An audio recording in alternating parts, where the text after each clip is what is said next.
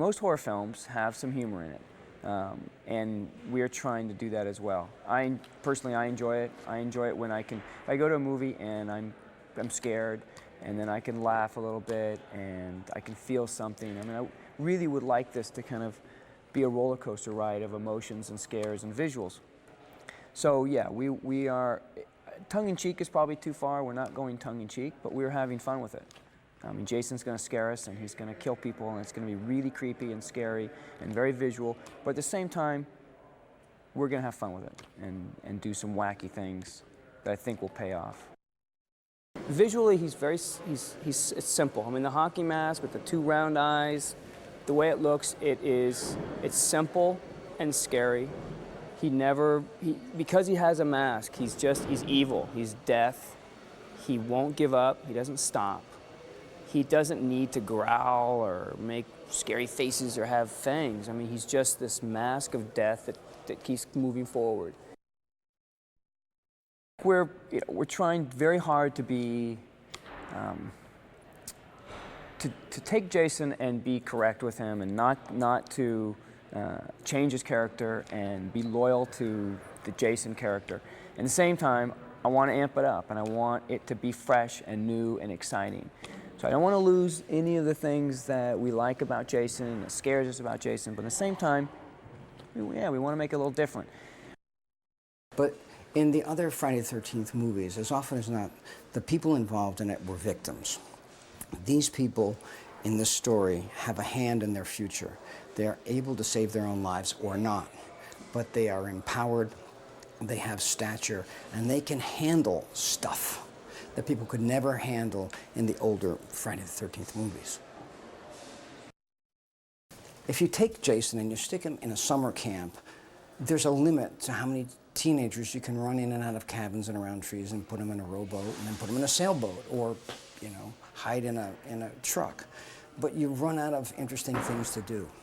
Coming here, everything is new and everything is fresh. You don't know how stuff is going to work. You have brand new technology. This is the technology of the future. You have nanotechnology. You can put sick people back together again. You have all kinds of stuff, weapons of destruction that never existed before. It allows us to do completely unpredictable, scary scenes and kills and whatever. It's a wonderful environment for this kind of a movie.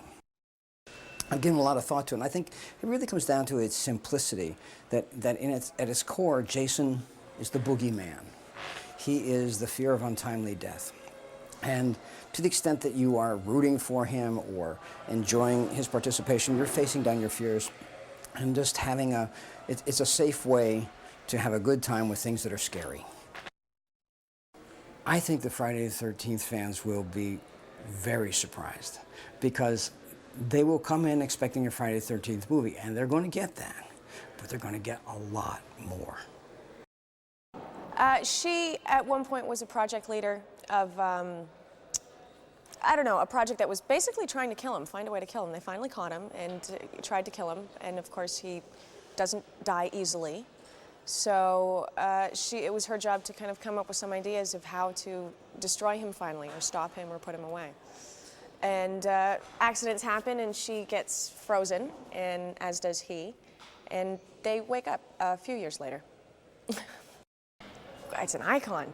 I mean, Friday the 13th, Jason, everybody knows who he is. Everybody knows that he's this character that won't die, this indomitable foe that you can't ever defeat, that will always come back.